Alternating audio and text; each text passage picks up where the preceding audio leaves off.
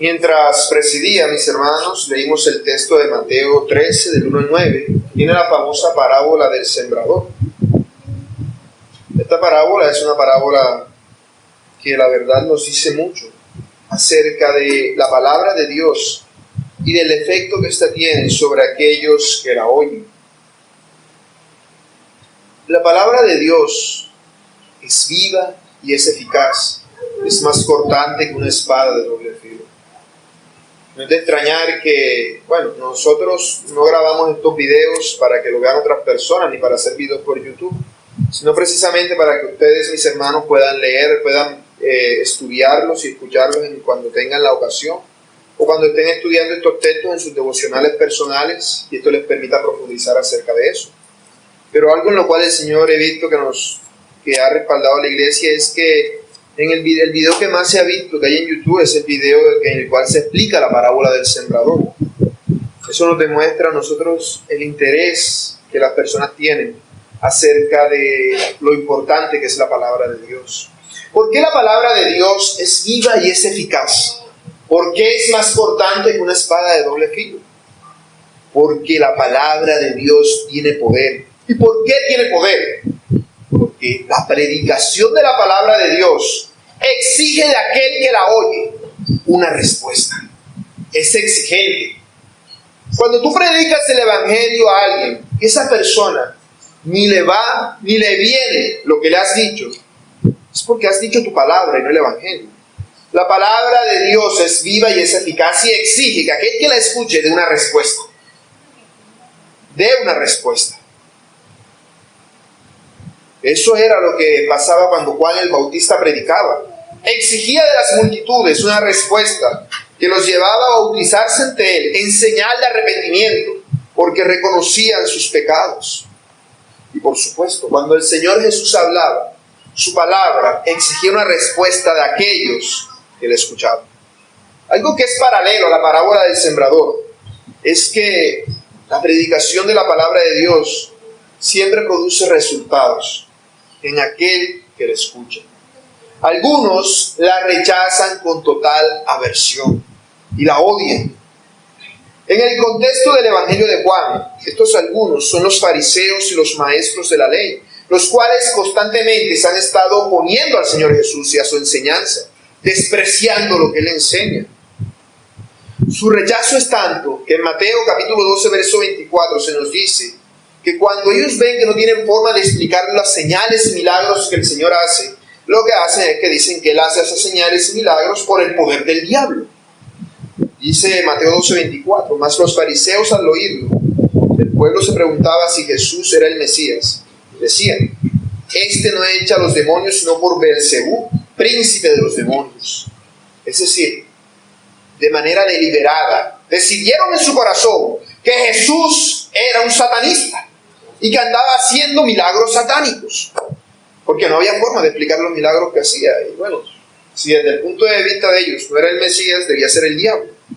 Esa es una respuesta posible al Evangelio: el odio y el rechazo, a buscarle cualquier otra explicación a lo que se está diciendo, menos que la verdadera. Pero existe otra forma de responder al Evangelio, como aquella semilla que empezó a crecer y fue ahogada, o aquella semilla que no pudo crecer. ¿Por qué? Porque no tenía un fundamento sólido, no estaba centrada en la fe verdadera. Para que el Evangelio produzca una respuesta correcta en el oyente, la persona debe tener una fe verdadera. Pero hay muchos que simplemente tienen una fe superficial y dan una respuesta cuando se les predica el Evangelio, pero esa respuesta es falsa. En la parábola del sembrador se nos habla de dos posibilidades: de que las personas en realidad tengan un deseo genuino por la palabra de Dios, siempre y cuando les convenga. Cuando la palabra de Dios los lleva a renunciar a sí mismo y a lo que son, dicen, no, esto no es para mí, y se van, porque las pruebas que la palabra de Dios les exige son demasiado grandes. Y otros ven la palabra de Dios como una fuente de lucro, que quieren apoderarse de ella. Estas personas en realidad no creen en el Evangelio, sino que lo utilizan. Lo utilizan para su propio beneficio, para engañar a las multitudes. Pero el evangelio verdadero no da ese resultado. Solamente da por tres sendas. Los que rechazan, los que tienen una fe falsa por el momento y los que la aceptan.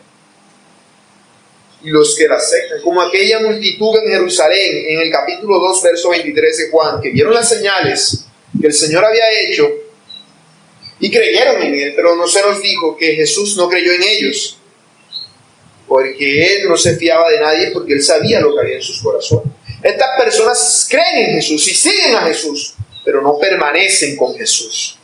Eventualmente se van, siempre y cuando el evangelio sea verdadero. Si no, entonces son engañados por la riqueza y las cosas de este mundo.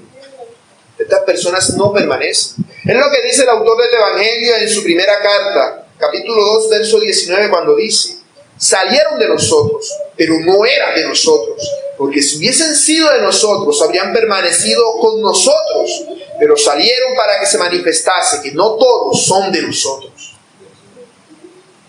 En estas filas, a lo largo de las cartas del Nuevo Testamento, podemos ver a personas como Demas, o como Simón el Mago, y sobre todo a Judas Iscariote, quienes permanecían con Jesús, pero no eran de Jesús. Por su parte, los verdaderos creyentes tienen una fe verdadera, y son pocos. Jesús los llama la manada pequeña, aquellos que Él ha cuidado y guardado, aquellos a los cuales el Padre les ha enseñado, les ha apuntado, les ha señalado a su Hijo, aquellos que creen que Jesús es el Mesías. Esto es lo que la multitud rechaza de Jesús. Por eso vemos que en este pasaje que hemos estado estudiando de Juan 6, dice que muchos murmuraban de Él, porque Él había dicho que era el pan que había descendido del cielo. Y es que el asunto con todo esto es que era muy difícil para ellos aceptar lo que Jesús les estaba diciendo. Era muy difícil aceptarlo. Había algunos que la palabra le entró por un oído y le salió por el otro. Pero otros entendieron lo que Jesús estaba diciendo. Aunque no hayan entendido lo del pan, lo de comer su carne y beber su sangre, habían entendido por lo menos la parte en la cual Jesús decía que Él era ese pan, que Él había bajado del cielo y que eso lo ponía por encima de Moisés. Esa parte era demasiado difícil, porque lo de comer su sangre y beber lo de comer su carne y beber su sangre era demasiado difícil de entender, sí, pero esto otro era demasiado difícil de aceptar. ¿Cómo así que este hombre había venido y había descendido del cielo? Este es un mensaje demasiado difícil para ellos, y por ende los lleva a actuar, los lleva a pensar: ¿verdaderamente ese es el Cristo, el Hijo del Dios vivo? ¿O este es un tipo loco que nos está diciendo un montón de barbaridades? Eso es lo que el Evangelio produce en aquel que lo escucha. Una respuesta. Produce una respuesta. Porque es una palabra viva. Y aquellos que hemos creído, hemos sido llamados a creer y seguir creyendo. Porque ese creer no es en pasado. Es creer en todos los días. Mantenernos en ese creer. Y por eso el Evangelio es una palabra viva, es la palabra de vida del Señor, porque es como un río. Si tú vas a un estanque y echas algo en el estanque, se sumerge y se va, y si es menos denso que el agua, va a flotar y va a mantenerse allí en la superficie, porque es agua muerta. Pero cuando tú echas algo en agua que es viva, es decir, agua en movimiento, como un río o un arroyo, se va, porque el agua misma lo impulsa a moverse. Así es la palabra de Dios, que es viva. Exige una respuesta a la persona y la impulsa a moverse y a actuar. No es una palabra que la persona se quede impasible, ¿no? Si le entra por un oído y le salió por el otro, es porque no la recibió, no la escuchó, no le prestó atención. Pero si le prestó atención, tiene que creerla o rechazarla, porque lo va a llevar a moverse a un lado o al otro. Por eso son palabras vivas, no son palabras vacías. Palabras muertas o vacías son aquellas que dicen los católicos, por ejemplo, cuando rezan el Padre Nuestro. Le dicen un montón de cosas y no saben ni qué fue lo que dijeron. Son palabras muertas. Están diciendo unas cosas, pero en su corazón están pensando en todo menos en eso. Pero la palabra de Dios no es así. son palabras de vida, porque nos impulsan a actuar y a hacer algo al respecto. Por eso este sermón lo he llamado las palabras de vida. Y trataré de explicarlo con dos preguntas que planteo acerca de este texto. Primero, ¿cómo reaccionan los hombres ante las palabras de vida? Y segundo, ¿quién recibe las palabras de vida?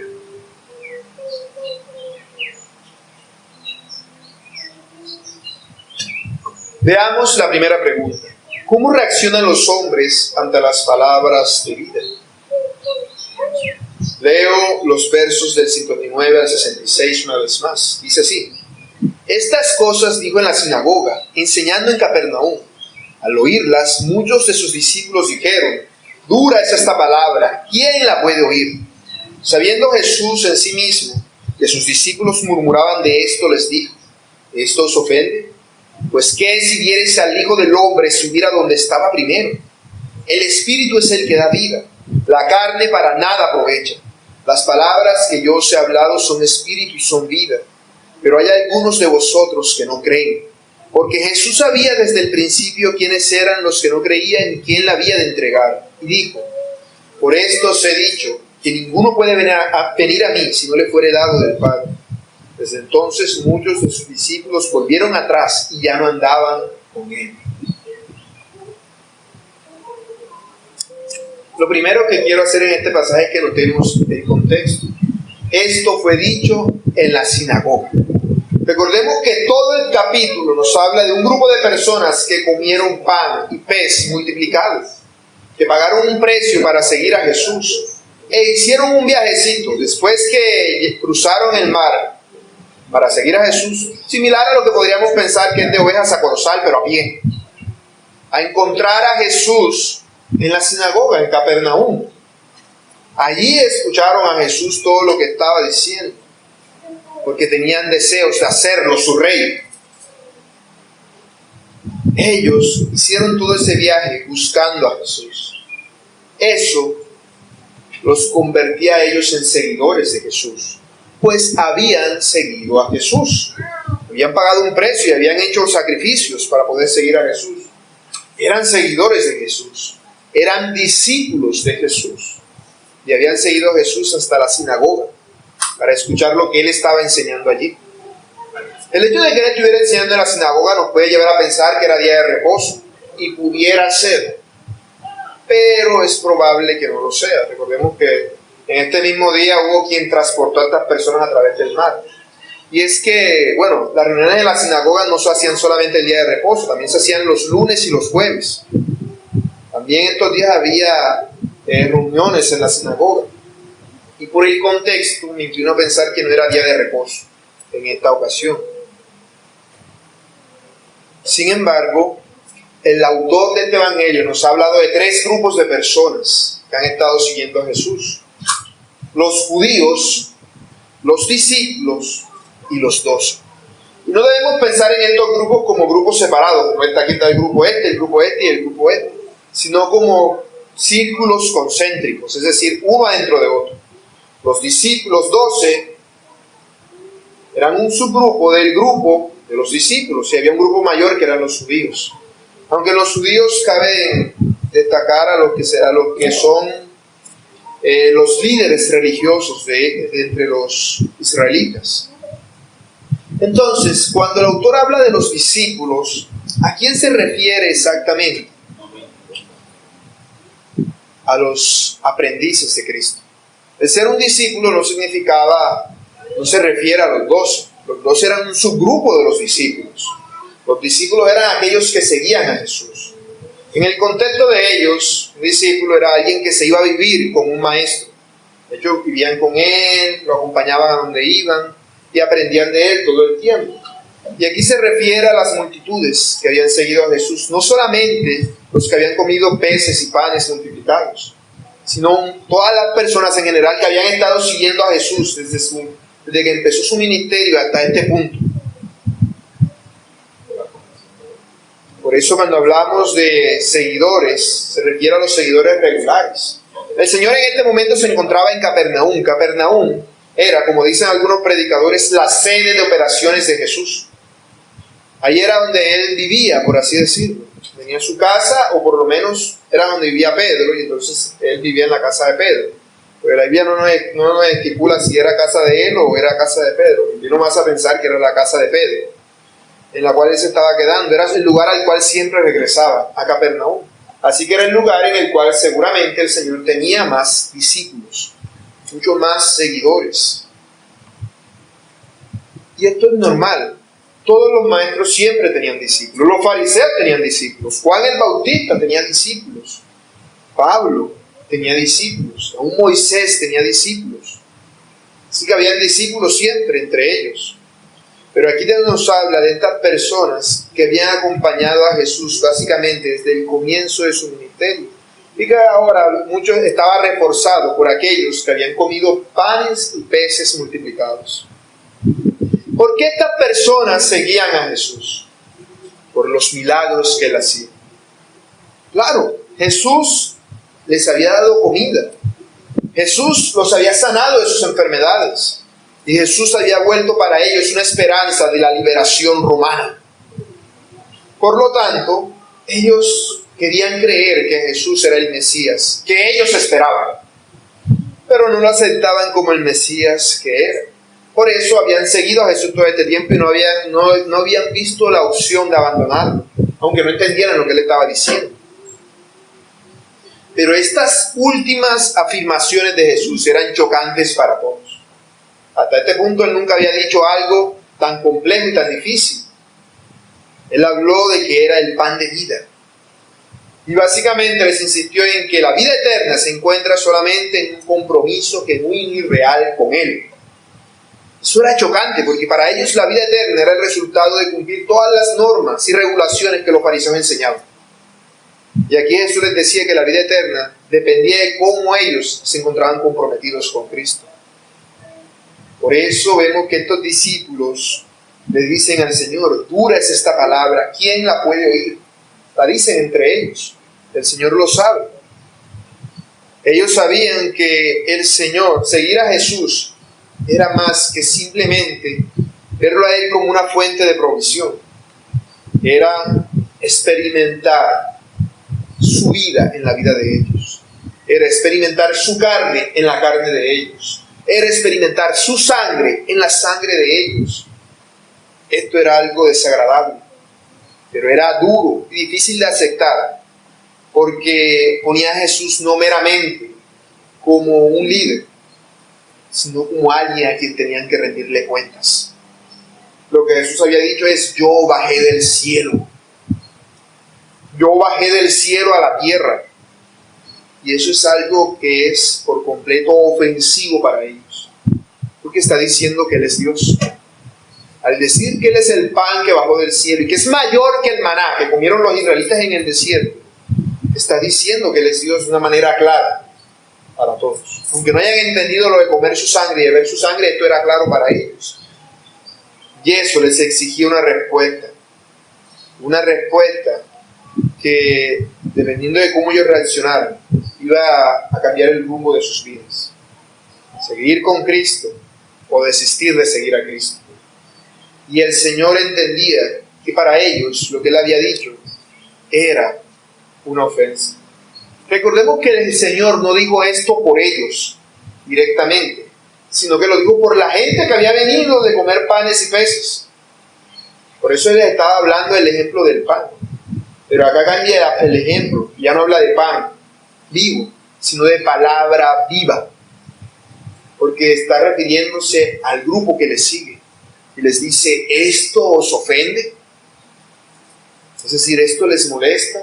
¿Esto les causa una incomodidad por dentro? ¿Esto que les estoy diciendo, esto no les cuadra? Ellos se molestaron con Jesús porque ellos no estaban dispuestos a aceptar las palabras de Jesús. Quizás ellos puede que normalmente no hubiesen entendido lo de comer su carne y de ver su sangre. Era normal que no entendieran eso. Pero si tenían deseos de Cristo, ¿qué era lo que debían hacer? Yo no entiendo esto, pero me imagino que debe significar algo diferente a lo que a mí me parece. Porque yo entiendo que el Señor no me va a enseñar algo que es contrario a la palabra de Dios. que la palabra de Dios enseña que era malo comer carne y beber sangre. Así que aunque ellos no hayan entendido, al menos debieron considerar la posibilidad de que tenía otra explicación. Pero no, para ellos eso no tenía más significado que ese. Por eso su reacción era: yo te estaba siguiendo porque tú eras para mí un médico, un mesero y un libertador. Pero ¿cómo así que me vas a gobernar a mí? ¿Cómo así que un Dios para mí? Esto ya es mucho y me ofende. Todo falso discípulo siempre sigue a Cristo porque piensa que de Cristo puede obtener un beneficio. Por eso a las personas no les ofende pensar en Jesús cuando piensan en un bebé que colocan en un pesebre. Eso no es ofensivo para nadie. Ay, qué bonito el bebé, vamos a colocarlo, hoy es 25, vamos a colocarlo en el pesebre. A nadie le molesta pensar que Jesús era un hombre de paz, que era un gran maestro, que era una persona buena, que enseñaba el bien. A nadie le molesta pensar en Jesús como aquel que te da salud, dinero y amor. A nadie le molesta pensar en eso. Chévere. Si fuera tan sencillo, todo el mundo podría fácilmente seguir a Jesús. Pero Jesús le está diciendo: no han entendido nada. Esos son solamente señales. No es por eso por lo que deben seguir. Recordemos que mientras los israelitas estaban en el desierto, ellos tenían salud porque Dios los cuidaba. Ni siquiera se les desgastaron las sandalias de ellos cuando estaban caminando en el desierto. No se les desgastaron. Cuando las serpientes los picaron, se sanaron. ¿Tenían que preocuparse por el alimento? No. Amanecía todos los días como la lluvia, como el rocío de la mañana. Tenían que preocuparse por el amor, si Dios les estaba demostrando su amor todo el tiempo. Literalmente por eso era que no los había destruido, con todo lo que habían hecho. Los israelitas en el desierto tuvieron salud, dinero y amor. Y lo que hicieron fue rebelarse con toda su alma contra Dios. Era evidente que eso no iba a volverlos a Dios. De ninguna manera. Ya estaba demostrado científicamente. Ya Dios había hecho el experimento. Había hecho la demostración. Ellos no entendieron. Evidentemente Jesús no venía a darle eso a estas personas. William Hendrickson parafrasea estos versos de la siguiente manera: mi carne como tal nos puede beneficiar. Dejad de pensar que yo os pedía que comieras literalmente mi cuerpo o que literalmente vivieran mi sangre.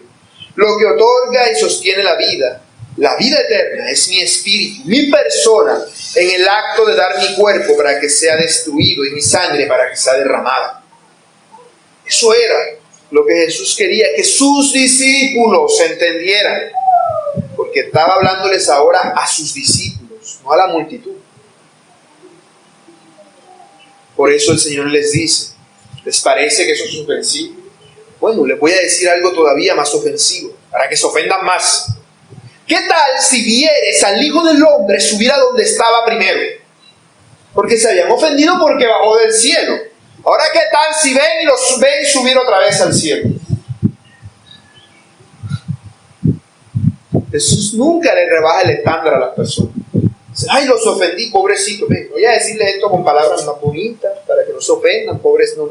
Jesús les dice: se ofendieron, ahora los voy a ofender más. ¿Qué tal si me ven a mí subir al cielo y ver al lugar donde estaba primero? ¿Qué tal si me ven subir y sentarme a la diestra de Dios? Eso los va a ofender todavía más. Y eso es lo que Jesús está diciendo. Eso los ofendería aún más que lo de comer carne y beber sangre. Hay algunos comentaristas que dicen que esto de que Jesús ascienda podría referirse a su crucifixión y a su posterior resurrección y ascenso. Es decir, a todo el acto que Él está haciendo. Comer su carne, beber su sangre, es decir, que su carne y su sangre sean derramadas y puestas en la cruz, que muera y que luego resucite. ¿Cuánto más los ofendería a ellos el hecho de que Jesús subiera donde antes estaba? Jesús les dice: ustedes se preocupan solamente por la carne. No les importa absolutamente su espíritu en nada. No les importa su alma. ¿Por qué quiero ir a una iglesia? Para que me vaya bien. ¿En qué? En mi carne. mi carne. Pensamos solamente en la carne. No, que estoy enfermo, eso es tu carne. No, que tienes hambre, es tu carne. No, que quieres comprarte esto y aquello, es tu carne. No, que pobrecito, nadie te quiere, es tu carne. Es tu carne. Jesús les dice, ¿por qué piensan solamente en la carne? La carne de nada sirve, para nada aprovecha. Porque igual te vas a morir y la carne se va a podrir y se la van a comer los gusanos. ¿De qué te sirve a ti preocuparte tanto por tu carne? Tu carne es solamente un vehículo que tienes aquí para que tu espíritu trascienda en este mundo. Para que tu espíritu se relacione con las cosas que hay en este mundo. Lo que debe importarte no es tu carne, sino tu espíritu. Lo que debe importarte no es lo material, sino lo inmaterial. Lo que es divino. Por eso Jesús les dice que lo que Él les está dando ahora es algo mucho mejor que el pan que comieron los israelitas en el desierto. Porque ese pan era para su carne. Pero las palabras que Él les está diciendo en este momento son un pan para su espíritu. Por eso dice que son espíritu y vida. No son palabras muertas. Son palabras que les dan salvación. Son palabras que van involucradas al alma que es eterna. Al alma que no perece. El alma no se va a podrir, ni se la van a comer los gusanos. El alma va a seguir existiendo siempre. Y es el alma la que estará en ese momento recibiendo el castigo antes de la segunda resurrección. Para entonces ser atormentados en cuerpo y alma, o ser glorificados en cuerpo y alma. Un nuevo cuerpo. Pero este cuerpo terrenal va a pasar. Esta carne que ahora te preocupa tanto se te va a acabar. Y uno se preocupa por cuando le duele la barriga, cuando le duele la cabeza, cuando me duelen las manos, pero todo eso se va a acabar. Pero el espíritu para siempre va a estar. Por eso las palabras de Jesús son más importantes. Por eso, aunque el cielo y la tierra se acaben, sus palabras no van a dejar de tener efecto, porque son palabras vivas. Porque son palabras que involucran un cambio en tu vida. Son palabras a través de las cuales recibes la vida del Espíritu Santo y tienes vida eterna. Por eso son palabras de vida, porque exigen respuesta de los que la están oyendo. Y Jesús le está diciendo, pero yo sé que hay muchos aquí que no creen, que no reciben estas palabras, porque viven pensando solamente en su carne. Ellos rechazan todo esto, no por falta de información, sino por falta de fe.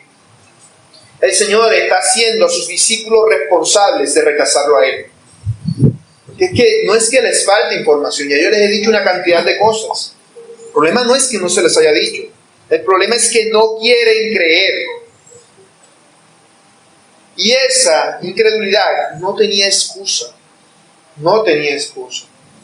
Porque existe un doble acto entre la soberanía de Dios y la responsabilidad de cada uno. Por eso el Señor está triste por la incredulidad de sus discípulos, pero no es sorpresa para Él, de ninguna manera.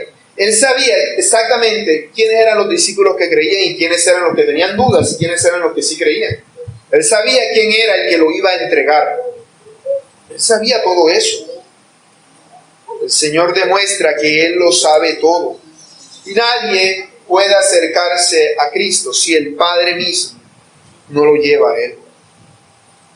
Por eso muchos discípulos dijeron, no, esto no es para mí. Lo que este tipo está diciendo me parece una locura. Yo mejor me voy para mi casa. Y dejaron de seguir a Jesús. Se volvieron atrás. Cualquiera en el contexto carismático hoy diría, perdieron la salvación. Nunca la tuvieron. El hecho de que fueran discípulos de Jesús no significaba que fueran salvos. No significaba que fueran salvos. Eran discípulos de Jesús solamente por mera conveniencia. Pero nunca habían seguido a Jesús de corazón. Lo habían seguido en la carne, mas no en el espíritu. Por eso muchos discípulos abandonaron a Jesús. Es decir, volvieron a su antigua y pasada manera de vivir. Quizás mientras se acercaron a Jesús dejaron muchos de sus pecados. Porque pretendían tener algo terrenal mayor. Pero al ver que Jesús no les ofrecía algo terrenal, dijeron, no, yo me voy para mi casa. Ya seguí emborrachándome y haciendo todo tipo de morbosidades como siempre hice. Ya no quiero seguir siendo un discípulo de Cristo. Y dirán los falsos discípulos, no, volvieron al mundo. Nunca salieron del mundo, aunque fueran discípulos de Jesús. Ellos rechazaron a Cristo, demostraron que lo estaban abandonando. Ese era el resultado de su enseñanza. ¿Por qué? Porque Jesús no les iba a dar lo que ellos querían, y ellos no querían aceptar lo que Jesús les ofrecía.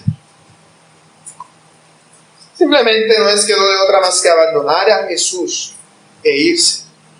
Así que ahora no solamente las masas que habían comido peces y pan querían abandonar a Jesús, lo habían hecho, sino los que lo habían estado siguiendo desde antes. Las multitudes se fueron y dejaron a Jesús. A cualquier falso pastor, esto es algo que le preocuparía en gran manera. Diría, no, fracasé, se fueron las multitudes. Pero Jesús dice, es que yo no vine aquí a ganar multitudes. Yo vine a hacer la voluntad del que me envió. Esa es la diferencia objetiva entre Jesús y el falso maestro. Es el objetivo del verdadero maestro. El verdadero maestro no busca ganar multitudes, busca hacer lo que le mandaron a hacer. Cuando llega al cielo, el verdadero maestro Dios no le va a decir, wow, ¿cuántas multitudes ganaste? ¡Entra! No, le va a decir, bien hecho, buen siervo y fiel. En lo poco has sido fiel, en lo mucho te pondré. Allá le va a decir eso. Se trata de hacer lo que Dios nos mandó a hacer. De eso se trata. Por eso, la reacción que tienen los hombres ante las palabras de vida en su estado natural es de rechazo. De rechazo. Hasta ese momento habían estado siguiendo a Cristo estos hombres porque tenían una falsa fe. Una fe por encimita, superficial. Pero ahora Cristo les muestra la profundidad de lo que significa seguir. Dicen, no, yo hasta allá no voy. Me regreso para atrás. Ese es el efecto que tienen las palabras de vida en aquellos que no han sido llevados y guiados por el Padre. Pero entonces eso plantea la segunda pregunta. ¿Quién recibe las palabras de vida? Continúa diciendo a partir del verso 67. Dijo entonces Jesús a los 12, ¿queréis acaso iros también vosotros? Le respondió Simón Pedro, Señor, ¿a quién iremos? Tú tienes palabras de vida eterna. Y nosotros hemos creído y conocemos que tú eres el Cristo, el Hijo del Dios viviente. Jesús les respondió, ¿no os he escogido yo a vosotros los 12? ¿Y uno de vosotros es diablo? Hablaba de Judas Iscariote, hijo de Simón, porque este era el que le iba a entregar y era uno de los 12.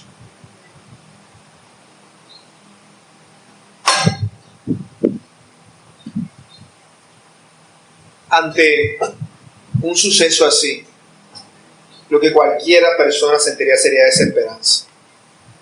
No, después de haber ganado tantas personas siguiendo, se fueron. Pero a Jesús eso no le importaba. Él decía, mejor, estoy limpiando esto, estoy limpiando, le queda limpieza, estoy quitando de la escoria para que quede bien limpio y reluciente. Le estoy dejando a los que son. Me sirven más 12 ovejas que 20,000 cabras. Son más útiles, porque viene a buscar ovejas, no cabras. Son más útiles para mí. Jesús no se preocupa por eso. Y esto lo que estaba haciendo era evidenciar quiénes eran aquellos que seguían a Cristo. Seguir a Jesús es un acto de entrega, es una renuncia a ti mismo. Seguir a Jesús es hacer lo mismo que Jesús hacía y decir, mi voluntad ya no importa, lo importante es la voluntad de Dios. Lo que yo quiero no importa, lo importante es lo que quiere Dios. Pero este acto de renunciar a mi voluntad en sí mismo debe ser voluntario. Jesús no impone a nadie a que lo siga. El Padre guía a las personas a Cristo, mas no los amarra. El Padre los sostiene. Cuando no los agarra y lo deja, no, Él los sostiene. Y cuando se tambalean, mueve la mano para que no se caigan. Él los sostiene, los mantiene allí, con lazos no de esclavitud, sino de amor. De amor. La idea es que el cristiano es un esclavo de Cristo, pero es un esclavo porque quiere ser esclavo de Cristo. Es como aquel relato que habla acerca de esa mujer que era esclava y un hombre vino y pagó todo lo que tenía para liberarla. La compró y después que era suya la liberó, le dijo, vete para donde tú quieras. Ella dijo, no, usted me liberó, ahora yo voy a ser su esclava para toda la vida. Y voluntariamente fue esclava del que la liberó, porque no sabía hacer otra cosa. Nosotros, toda nuestra vida, hemos sido esclavos del pecado. Y Cristo nos ha libertado del pecado. ¿Qué debemos entender? Que a menos que nos hagamos por nuestra propia voluntad esclavos de Cristo, vamos a volver a ser esclavos del pecado. Es algo que es voluntario, una autorrenuncia a nuestra voluntad. Por eso Jesús dice, si alguno quiere ser mi discípulo, que tome su cruz y me siga. Se trata de eso. Tomar tu cruz no son los problemas que te vienen a ti por tu culpa y por culpa de tu pecado. Tomar tu cruz es morir a lo que tú eres. Es crucificar y decir, Jorge, ya no quiero que sigas siendo Jorge, te voy a crucificar. Crucifícate para que Cristo resucite en ti. Esto es lo que involucra nacer de nuevo. Por eso aquí vemos que Jesucristo había venido a gobernar a los israelitas en su corazón, de manera voluntaria, para que ellos lo quisieran como su rey y como su Señor. Notemos que cuando las multitudes se iban y los falsos discípulos se iban, Jesús no les dijo absolutamente nada. No les dijo nada, dijo, espérense, me pasé. No. Jesús dijo, se están yendo, se vayan. Pero volvió a ver a sus discípulos más cercanos, los 12. Y a estos sí les preguntó. A estos sí les preguntó si ellos también querían irse. Y aquí hay algo interesante, y es que en todo el Evangelio de Juan, hasta ahora no se nos había hablado de los 12. Pero aquí ya se nos presentan como que ya estaban. Por eso les dije, ha pasado muchísimo tiempo. Ya Jesús tiene 2 años de ministerio. Ya está a un año antes de su crucifixión. Han pasado muchas cosas que el Evangelio de Juan no ha dicho. Aquí en ninguna parte se nos ha dicho cuándo el Señor escogió a sus apóstoles. Pero aquí ya están escogidos los 12. Ese es el nombre que aquí se les da, no se les llama apóstoles. En los otros evangelios se les llama apóstoles, aquí se les llama los 12. No se nos dice cuándo empezaron a ser los 12. Pero para este punto ya eran los 12. Ya habían seguido a Cristo. Ya habían caminado con Jesús. Ya habían caminado con Jesús. Cuando Jesús les preguntó, ¿quién dice la gente que soy yo? Y ya Pedro había dicho, tú eres el Cristo, el Hijo del Dios viviente. Ya todo eso había pasado para este punto. Por eso habla de multitudes. Es decir, la multitud que se fue y se apartó de Cristo no era una multitud pequeña. No eran los 5,000 hombres, los 5,000 familias que comieron panes y peces. No, era mucho mayor. La cantidad de gente que se fue y se apartó de Jesús fue una cantidad inmensa. De miles y miles y miles. Donde nada más quedó Jesús con los 12. Fueron el grupo que quedó. Por eso es que Jesús les dice a ellos, ¿queréis acaso iros también vosotros? Y esto es como aumentando lo de la ofensa. ¿Los ofendió? A ustedes también les ofendió. Pero ellos ya estaban allí. Porque por eso se refiere a ellos los 12. Es decir, no es que Jesús le dice, Pedro, espérate, no te vayas, Mateo, no. Los 12 se quedaron allí. Por eso Jesús se vuelve a ellos y les dice, ¿queréis iros acaso? Es decir, aunque Jesús les está diciendo esto, como aumentando la ofensa todavía más de lo que había hecho antes, Él le espera una respuesta negativa de ellos a diferencia de nosotros. La pregunta está planteada de tal forma que ellos respondan que no. De mínimo digan, no, Señor. Pero Jesús les está diciendo, ustedes también quieren dejar de ser mis discípulos. Después de todo lo que yo he dicho, de comer mi carne y beber mi sangre, después de que les he dicho que soy el pan de Dios que descendió del cielo, ¿ustedes también quieren dejarlo?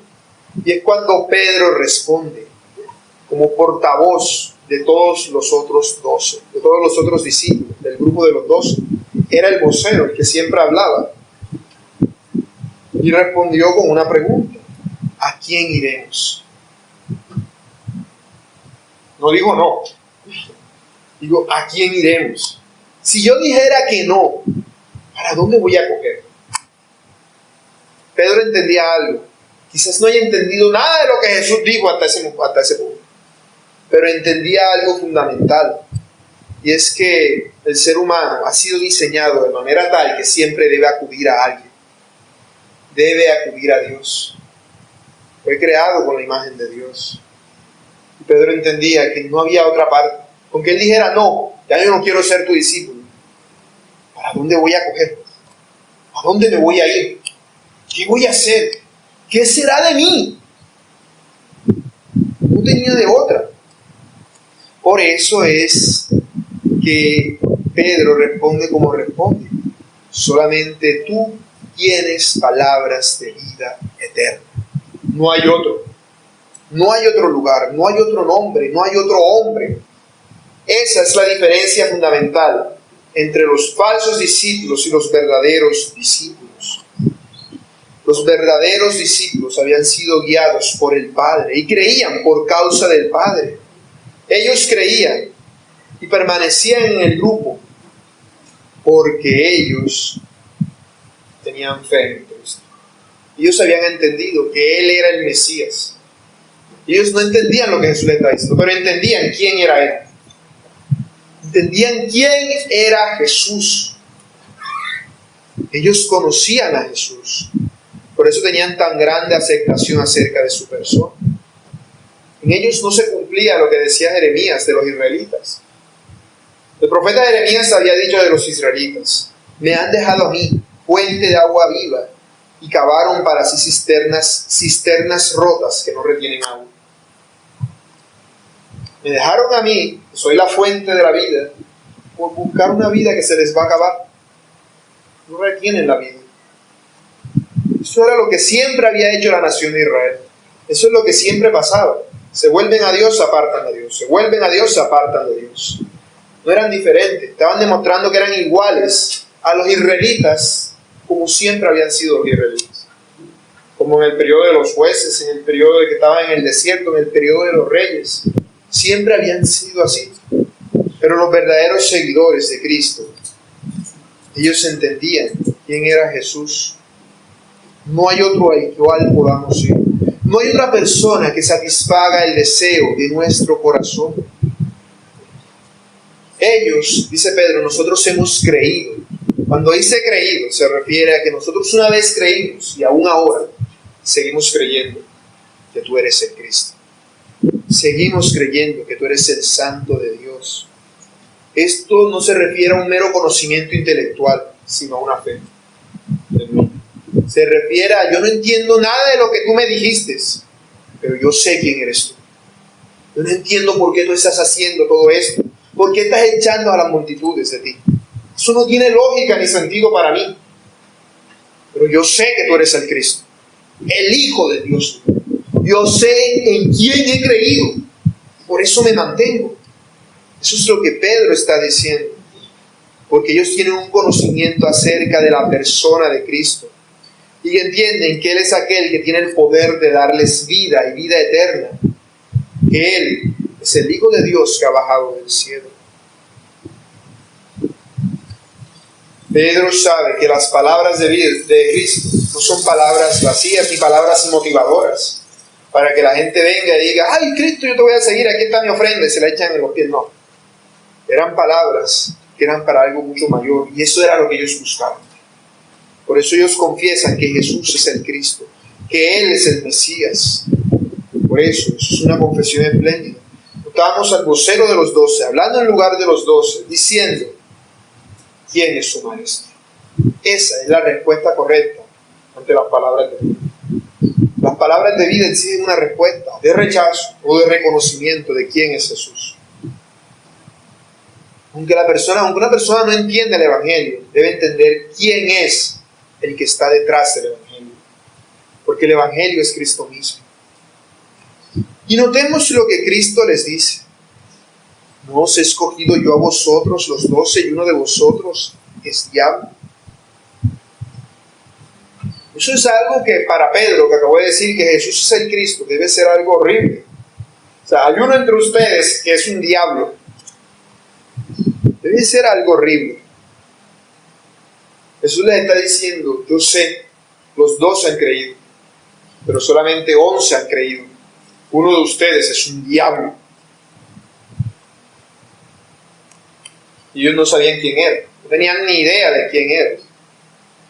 Ahora, aquí cuando dice Jesús de que yo os he escogido a vosotros los 12, no está diciendo que los escogió para que fueran salvos. Porque sería decir que Judas perdió la salvación. No. El mismo pasaje nos da a entender que Jesús sabía que Judas no había creído, que Judas no había sido escogido. Cuando dice que los escogió, significa que los escogió para ser apóstoles de Cristo. Judas fue escogido para el apostolado. De hecho, él había hecho señales y milagros en el nombre de Jesús. Ya lo había hecho. Había sanado enfermos y había echado fuera demonios. Porque ya Jesús los había mandado de 12 en 12 a evangelizar. Él era un apóstol. Por eso, tras su muerte, es necesario escoger a otro que termine lo que él inició. Judas había sido escogido para ser uno de los 12, uno de los 12 apóstoles. Pero Jesús no les dice que habían sido escogidos para salvación hasta que Judas no está entre ellos. Vayamos un momento a Juan, capítulo 15, verso 16.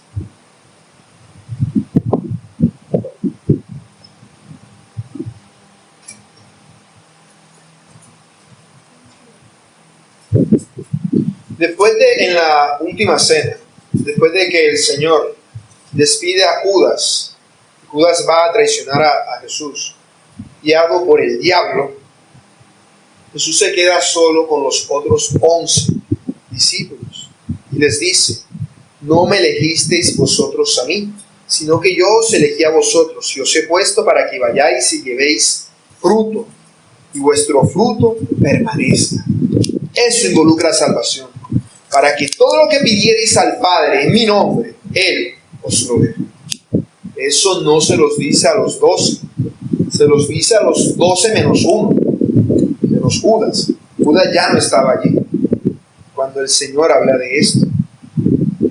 Además, al decirle el Señor que ellos son apóstoles o son parte del grupo de los 12, porque Él mismo los escogió, está eliminando cualquier pretensión de autoestima que ellos pudieran tener. Ustedes no son los 12 porque yo haya visto algo especial en vosotros. Ustedes no me siguieron, por eso yo los escogí. No. Ustedes me siguen porque yo los escogí primero. Yo los escogí a vosotros los 12. Por eso cuando él habla de Judas como el diablo, se refiere como aquel que es instrumento del diablo. Ser instrumento del diablo no significa que está siendo utilizado por el diablo en gran manera. Por ejemplo, cuando el Señor les dice a los discípulos que es necesario que Él vaya a Jerusalén y que muera en la cruz, Pedro le dice, no Señor, no venga y saque su contexto. Y el Señor le dice a Pedro, apártate de mí, Satanás, porque no eres tropiezo. Pon la mira en las cosas de la carne o de los hombres, sino en las de Dios, las del Espíritu. En ese entonces, Pedro fue instrumento de Satanás. Eso no significaba de que fuera un perdido. El asunto con Judas es que Judas todo el tiempo era instrumento de Satanás. No era que tuviera altibajos, no era que cayera en pecados. Era que no tenía ningún deseo por Cristo genuino. Por eso él lo está identificando desde ahora con el diablo. Él no está diciendo, eventualmente el diablo lo va a poseer, ¿no? Él ahora mismo es uno con el diablo. Él es un diablo. Él es uno con Satanás porque está de acuerdo con el diablo, porque persigue el carácter del diablo, porque está imitando el diablo, porque está poniendo la mira en las cosas en las cuales el diablo pone los ojos. Es la primera vez que se nos menciona. Hasta ahora no se había dicho en este evangelio quién era Judas ni de dónde salió. Ahí está, Judas Iscariote, Judas, hijo de Simón Iscariote. Siempre era, por así decirlo, el apellido de las personas decirle de quién era hijo. Iscariote era una forma de decirle el apellido, como decir Jorge, hijo de Jorge de Corozal. ¿Sí? Entonces Iscariote se refiere a un pueblo, al pueblo del cual era Simón su padre, el pueblo de Queriot, que era el pueblo de Queriot que quedaba en Israel, en Judea, en la región de Judea, o también hay un pueblo en Moab que llevaba ese nombre. No se sabe de cuál de los dos. El punto es que esto lo está diciendo, le están dando el apellido para diferenciarlo del otro Judas. No se nos mencionó otro Judas, pero da a entender de que había otro. Por eso dice Judas, el hijo de Simón Iscariote, porque había más de un Judas. Había otro Judas que tenía 3 nombres. Le decían Judas, le decían Tadeo y le decían Lebeo. En los 3 evangelios siempre se utilizan nombres diferentes para ese otro Judas, para diferenciarlo de este Judas. Pero acá se nos menciona claramente que el traidor es Judas Iscariote, que él es un diablo. Él es el que le ha de entregar. Y es así como es mostrado en todos los evangelios. Judas es el traidor. Judas es el encargado o el instrumento a través del cual el Señor Jesús ha de morir en la cruz. Ese era un papel que tenía que ser jugado. Y Judas estaba decidiendo por sí mismo ser ese instrumento. ¿Por qué estaba decidiendo por sí mismo? Porque Judas no se fue con la multitud en este momento. Él pudo haber dicho, no, esto es mucho para mí, yo me voy. Judas estaba decidiendo jugar ese papel y asumir el rol que le había sido asignado. Es como si dijera, es necesario que esto ocurra. Y Judas ha dicho, yo voy, yo lo hago, yo voy a ser el traidor. Pero no con una intención solemne y buena, como lo pintan algunos evangelios gnósticos, sino con un corazón perverso y no arrepentido.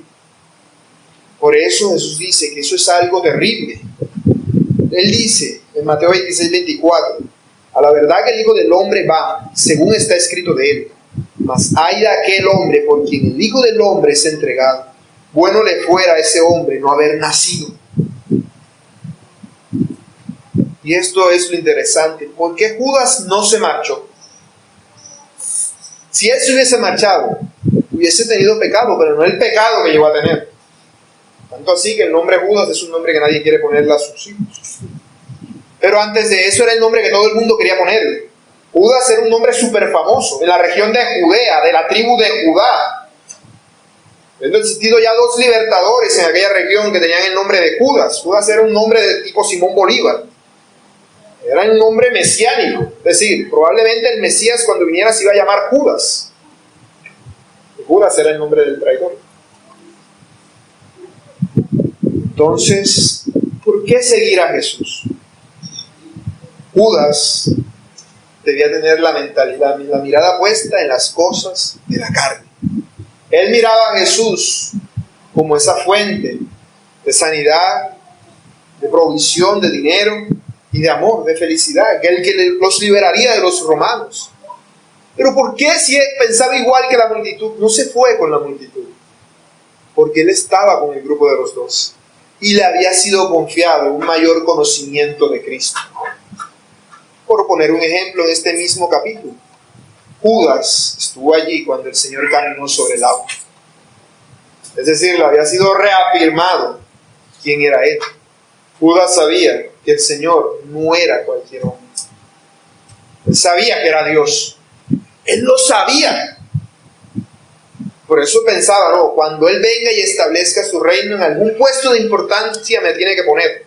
Cuando Él conquiste el mundo entero y divida el planeta Tierra en 12 tribus, yo voy a ser el líder de una de esas tribus, por lo menos. Así sea la más pequeña, pero voy a ser mi propio rey de mi propio país. O sea, tenía su posición de que algo importante iba a ser para Él en este mundo. Tenía ese punto de vista.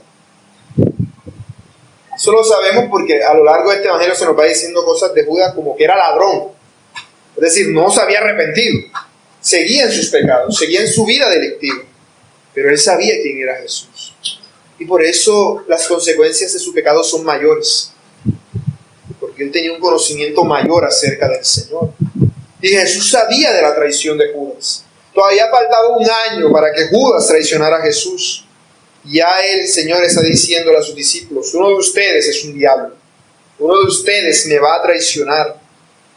Y los hombres podemos ser engañados. Por eso a la hora de escoger a los miembros de la iglesia, o a los oficiales en la iglesia, se necesita mucho escrutinio, porque todos nos podemos equivocar y nos equivocamos, pero el Señor no.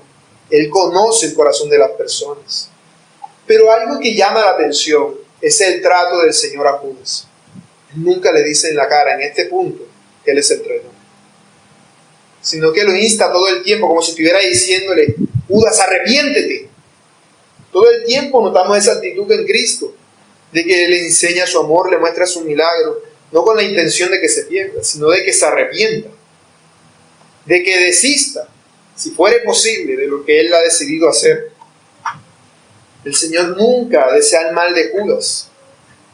Por eso es que los discípulos no se dan cuenta. Es decir, si los discípulos ven que Jesús discrimina a Judas, se dicen: no, este es el traidor. Pero a Judas todo el mundo no. Judas hasta lo pusieron a que administrara las ofrendas que nos dan. Es el administrador de las ofrendas. O sea, es una persona muy importante para Jesús. Era alguien a quien Jesús demostraba aprecio y amor continuamente.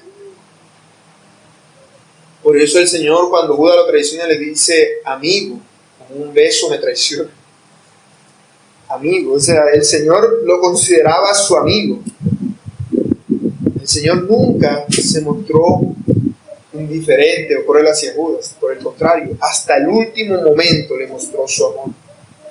Por eso es que Judas se suicida tras traicionar al Señor, porque entiende lo que ha hecho, entiende la gravedad, no solamente porque traicionó a Jesús, al Hijo de Dios, sino porque traicionó a su amigo del alma. Jesús, si hubiese estado en una posición en la cual Él tuviera que morir para salvar a los discípulos, Él lo hubiera hecho. Y lo hubiera hecho por Judas, a los 12, porque era alguien cercano para Él.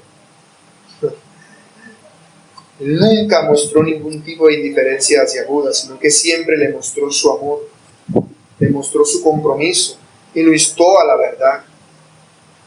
Por eso, ¿quiénes son aquellos que creen en Jesús? Aquellos que han sido guiados por el Padre. Solamente eso. Solamente aquellos que han sido traídos por el Padre son aquellos que permanecen, aquellos que se mantienen firmes. Estos son los que el Padre ha escogido. El Padre ha escogido para salvación. Son los únicos que se mantienen. Aquellos que reciben las palabras de vida son los escogidos por Dios. Aplicaciones. Mis hermanos, debemos considerar lo primordial y lo importante que son las palabras de Cristo. Las palabras de Cristo son palabras de vida, porque son espíritu y son vida. Son espirituales y alimentan el alma. Por eso, cuando tú te sientes débil, triste y abatido, puedes encontrar consuelo en las palabras de Dios, porque son vivas y reales y te hablan como si Dios mismo te estuviera hablando a ti. Bien dijo aquel que dijo que si quieres escuchar la voz audible de Dios, simplemente lee la Biblia en voz alta. La Biblia es la que tiene el poder, las palabras de Dios registradas en la Biblia son las que tienen el poder de transformar el corazón de las personas, porque tienen palabras de vida. Por eso, cuando vayas a compartir la palabra de Dios, cerciórate de que lo que hables sea la palabra de Dios y no tus palabras. Qué triste es que muchos se crean cristianos por culpa tuya y no por su propio corazón. Las palabras de vida pueden tener el efecto en una persona de animarla y de hacer que se vuelva a Cristo si tú la predicaste bien. Pero si esa persona no ha creído verdaderamente, es su culpa. Pero si tú vas y predicas un evangelio falso, predicas con palabras que no son vivas y reales, y la persona se vuelve seguidor de Cristo sin el evangelio, será tu culpa, no culpa de él, porque tú la habrás encauzado hacia ello. Así que cerciórate de hablar siempre las palabras de vida. Nunca temas que las personas se ofendan, por el contrario, oféndeles con la palabra de Dios. Es lo que Cristo hacía. Esto os ofende, ¿y qué tal si a ustedes también os ofende? El Señor nunca tuvo miedo de ofender a la gente, por el contrario, los ofendía en la cara, con la verdad. Esa debe ser nuestra actitud. Ofender con la verdad del Evangelio. No ofender con nuestras actitudes pecaminosas, sino con el Evangelio. para que las personas se sientan ofendidas no por ti, sino por Dios. Que tú seas un micrófono, un parlante, que simplemente resuene lo que Dios ha dicho. Y las personas cuando digan no van a decir, la culpa es del parlante. No, la culpa y lo que me hace molestar es Dios. Que sientan su ofensa contra Dios. Que si cogen rabia sea contra Dios y no contra ti. Eso es algo que tiene que quedar claro en las personas cuando les hablas las palabras de vida. Por eso al hablar el Evangelio debes hablarlo con convicción, como que tú verdaderamente te lo crees, porque se supone que tú verdaderamente lo crees. Que las personas sepan que tú no estás buscando ganar personas para la iglesia o sacarle plata a la gente, sino porque te interesa su alma, te interesa su vida, te preocupan las personas. Que cuando tú le prediques el Evangelio a alguien, la persona sienta, es que yo no lo digo para ofender, te ofendes con Dios. Yo lo digo porque me preocupas, me preocupa tu situación. Por eso te estoy anunciando el Evangelio. Que se note que hay un interés genuino de ti para con la persona a la cual estás predicando el Evangelio. Así que no tengas miedo de hablar las palabras de Cristo. Nunca. Así te escupan, te maldigan o te peguen un puño. Así te hieran gravemente o inclusive te maten. No tengas miedo a hablar las palabras de Cristo. Porque esa es la voluntad de Dios para ti. Que seas su representante, que seas su emisario. Y cuando las personas te vean a ti, lo vean a Él. Por eso coloca sus palabras en tu boca, para que las hables, no para que te las guardes. No te desanimes, no te desalientes. Si tú compartes con sinceridad el Evangelio y las personas no se convierten, ay de las personas, mas tú has hecho bien. Alégrate y gózate. Y más aún si te pasa algo malo por compartir las palabras de Cristo. Porque es una señal de que estás haciendo la voluntad del que te envió. Ese debe ser un motivo de alegría. Por eso las marcas del verdadero discípulo de Cristo es que busca glorificar a Cristo y dar fruto. Dar fruto siempre. Da fruto de obediencia ante los hombres. Así que da fruto. El fruto no lo das tú, pero que sea tu deseo dar fruto. Pídele a Dios, Señor, ayúdame para que dé fruto. Fruto no es que las personas se conviertan. Fruto es que las personas vean a Cristo en ti. Que cuando te vean no digan, ay, mira, ahí viene el pelado ese que siempre... No. Aquí está Dios hablándome. Eso es dar fruto. Porque te asemejas a Cristo. Porque ven a Cristo en ti. Y tú, por tu sola presencia, les ofendes. Porque Cristo les ofende. Eso es llevar mucho fruto. Reflejar el carácter santo de Dios en tu vida. De tal manera que tú, por tu sola presencia, produzcas una respuesta en las personas. Y puedas dar palabras de vida. Y las palabras de vida en los incrédulos va a producir, ciertamente, que se aparten de Cristo, que lo rechacen, que lo odien y lo aborrezcan aún más. Pero en los verdaderos creyentes va a producir la salvación de Dios. Vive, hermano, como cristiano, porque tú eres un seguidor de Cristo. Tú eres la imagen de Dios en este momento. Tú eres un Cristo en miniatura, un cristiano, una representación de Cristo. Eres un Cristo no en el sentido de que tienes la autoridad de Cristo, sino que eres un espejo que muestra a Cristo. De tal manera que Dios no quiere que le hagan estatuas o cuadros, sino que sean personas vivas las que le representen. Y que esa persona seas tú. Cerciórate de ello, hermano. De que las palabras de Cristo moren en abundancia en tu corazón, para que todo el tiempo tú las estés sabiendo.